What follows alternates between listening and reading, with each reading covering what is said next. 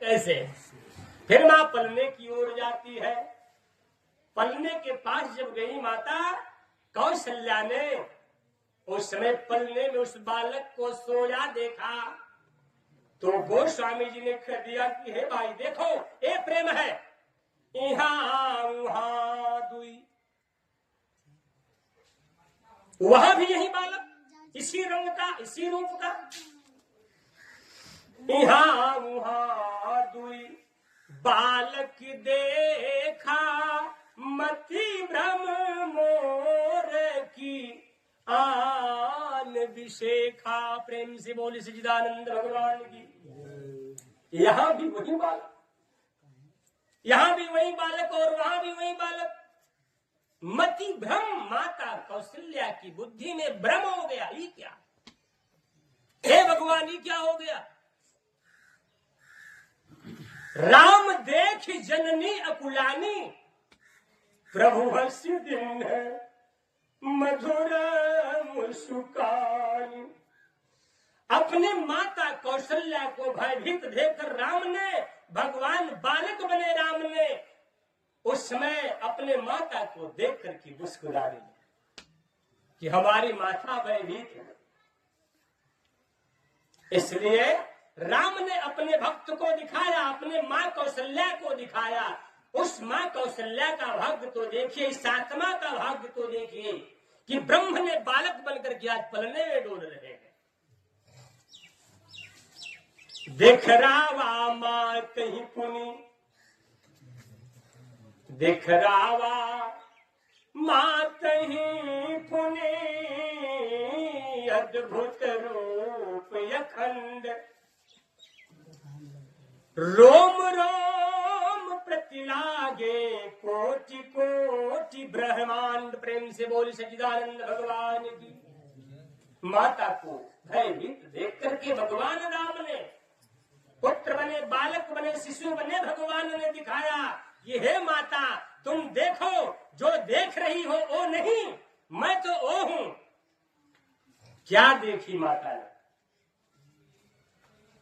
देख रावा मात हुकुम, अद्भुत रूप अखंड। जो रूप खंड नहीं होने वाला है, भगवान राम ने वो रूप दिखाया अपने भक्त को, अपने मां को। क्या देखा माने? रोम रोम प्रतिलागे। इस शिशु के रोम रोम में एक ब्रह्मांड नहीं, कोटि कोटि, एक रोम में करोड़ों करोड़ों ब्रह्मांड जुड़ रहे हैं। रोम रोम प्रतिलागे कोटि कोटि ब्रह्मांड। बच्चे के रोम रोम में कोटि कोटि ब्रह्मांड जुड़ रहे हैं। मैं ये बताना चाहता कि एक मां कौशल्या है जो कि भगवान को पत्रम पुष्पम फलम तोयम दिया, नैवेद्य दिया। भगवान बालक बन करके उस भक्त के हाथ का भोग लगा रहे हैं। और एक आप हो, एक आपने मना कल्पित यजन करके भगवान के पास नाना प्रकार की सामग्री बना करके मंदिर में तो ला दिया, लेकिन ये पता नहीं कि मैं किस प्रकार से लाया हूं। भगवान के मंदिर में सभी भोग नहीं लगते, माता भक्ति सहित, भक्ति के साथ भगवान को दिया था। आप देते हो मंदिर में भगवान को पत्र पुष्प जल देते हो, लेकिन एक ही कमी आपके अंदर है कि आप में भक्ति नहीं है। पत्र लेकर आए हो, पुष्प लेकर, जल लेकर आए हो, लेकिन भक्ति लेकर नहीं आए। नैवेद्य लेकर, लड्डू लेकर, मिष्ठान लेकर आए हो, वस्त्र लेकर सब आए हो, लेकिन भक्ति लेकर आप नहीं आए। यही कमी है आप में, जो भगवान आपका भोग नहीं ग्रहण करते। अब विशेष इस बात की भक्ति क्या होती है जो आप में नहीं है? भक्ति क्या जो आप में नहीं है? अगर होती तो भगवान लेते। अब भगवान जब लेते तो आप प्रसन्न होकर मंदिर से निकलते। आप में क्रोध नहीं होता, आप में अहंकार नहीं होता, आप में राग नहीं होता, आप में द्वेष नहीं होता, प्रसन्न होकर निकलते। लेकिन मंदिर में आए, सागर में आए, गंगा में स्नान भी के लिए मन में लेकर राग निकले हो, झगड़ा लेकर निकले हो, कला लेकर निकले हो, लाभ नहीं मिला। एक बार जो भगवान के ज्ञान के सागर में, रूप के सागर में अगर गोता कोई लगा ले तो कभी निराश हो ही नहीं सकता। जैसे मां कौशल्या ने, भक्ति आप में नहीं है, नैवेद्य लेकर आए, पत्र लेकर आए, पुष्प लेकर, फल जल लेकर आए, लेकिन खाली हाथ लौट रहे हो। अगर कुछ मिल गया आपको कर्मानुसार तो बस पुत्र मिला, पत्नी मिली, धन मिला, धन बढ़ गया, ईश्वर कीर्ति मिला, बस इसी को आप श्रेष्ठ समझते। लेकिन कभी जब प्राणी ही नाशवान है तो भला, प्राणी ही नाशवान है तो भला भोग कैसे अमर हो सकता है। जिसकी पूजा करेंगे तो कुछ न कुछ देगा, लेकिन अपने को नहीं देगा वो। मंदिर में आपने शिव की पूजा कर दिया, सर्दी जुकाम ठीक हो गया, कोई रोग है ठीक हो गया, तो आप समझ लीजिए हमारा काम बन गया, हम मांस भी खाएंगे, चोरी करें, सब कुछ करें, काम बन गया। शिव जी की कृपा है। अरे कृपा शिव जी की नहीं हुई अभी, ये कौन अभी कृपा है? ये तो संसारिक चीज है। जैसे कोई व्यापारी जो है पैसा लेकर, अगर कोई ग्राहक जो है हाथ में पैसा लेकर दुकान पर जाता है, 100 रुपया का हमको आलू दे दो, आलू दे दिया, पैसा आपका उसका बराबर, बस वही बात हुई, खाली हाथ रह गए। करहीन सागर गए जहां रतन का ढेर। अरे भगवान से ये वस्तु काहे मांग रहे हो? भगवान से मांगना है तो मांगो वो जहां से लौटना ना हो। आपके अंदर शोक बनाए वो नष्ट हो जाए, संताप बनाए वो नष्ट हो जाए, लेकिन जानकारी नहीं, पता ही नहीं आप मांगोगे क्या, क्योंकि संसार की वस्तुओं को ही आप सत्य मानते हो। इसलिए भगवान कहते हैं कि मैं भक्ति के साथ पत्र और पुष्प और जल को स्वीकार करता हूं। यही गड़बड़ी है आप में, आपके पास भक्ति नहीं, इसलिए आपका जल भी बेकार जा रहा है, आपका फल भी बेकार जा रहा है, आपकी श्रद्धा आदि सब कुछ व्यर्थ, समय भी व्यर्थ।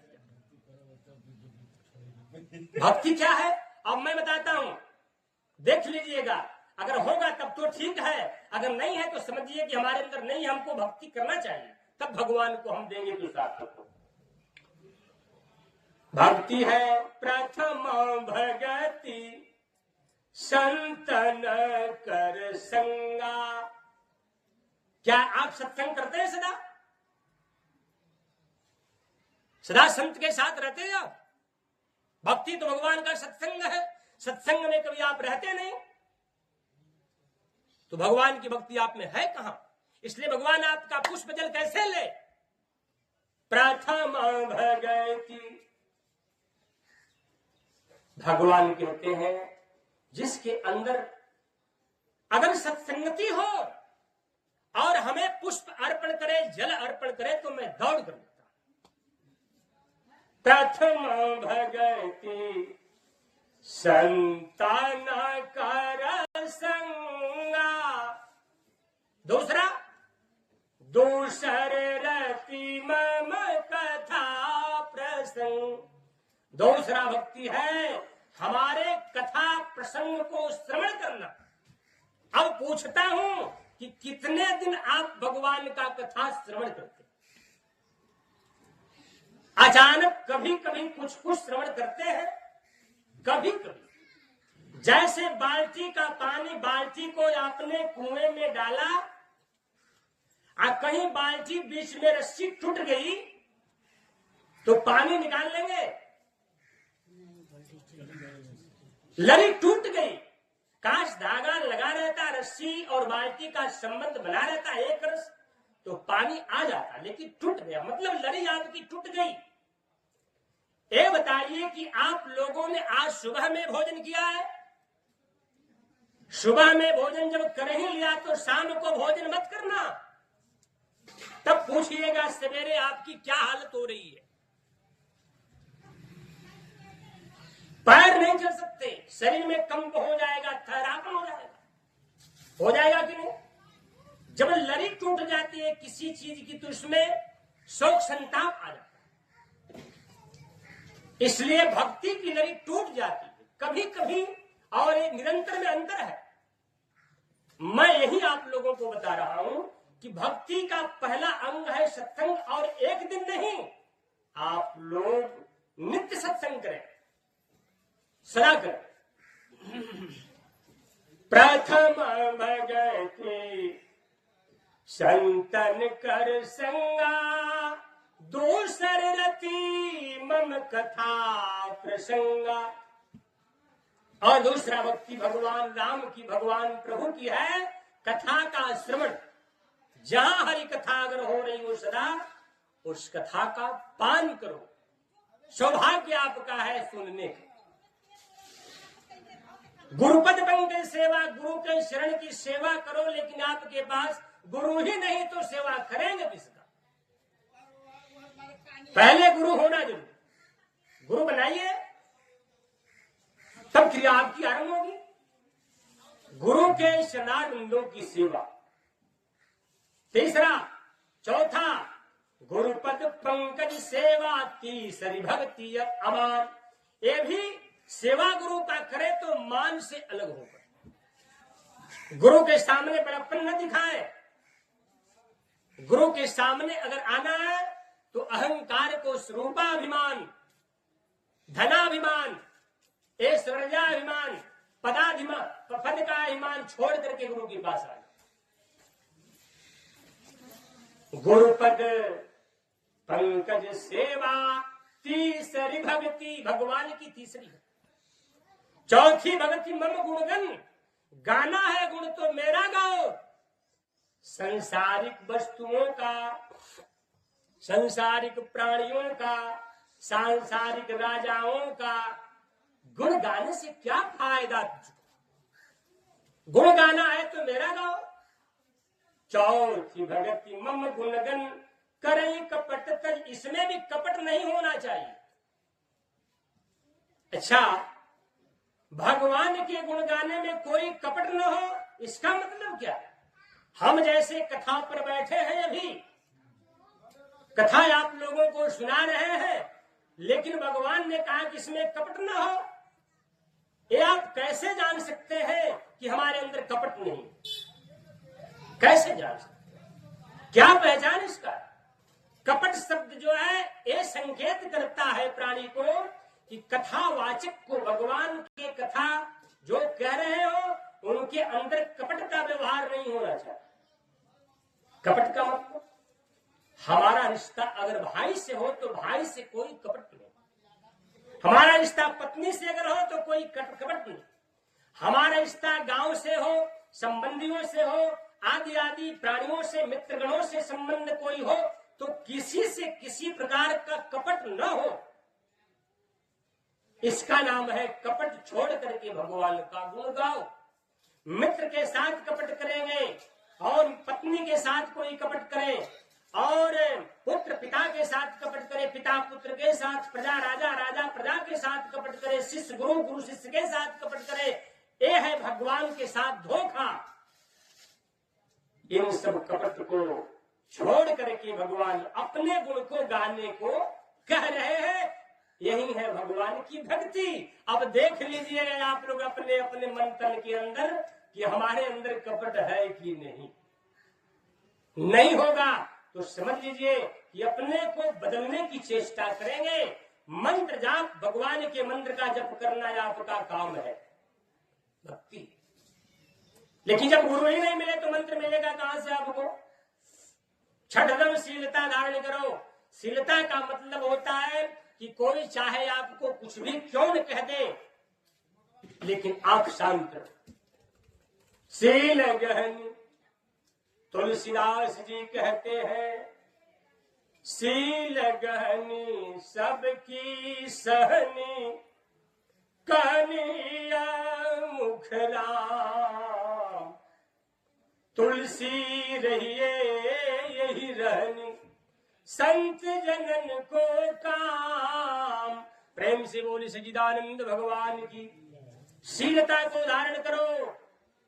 शीलता का अर्थ है जिसमें छल और कपट का अभाव हो, उसे शीलवान के।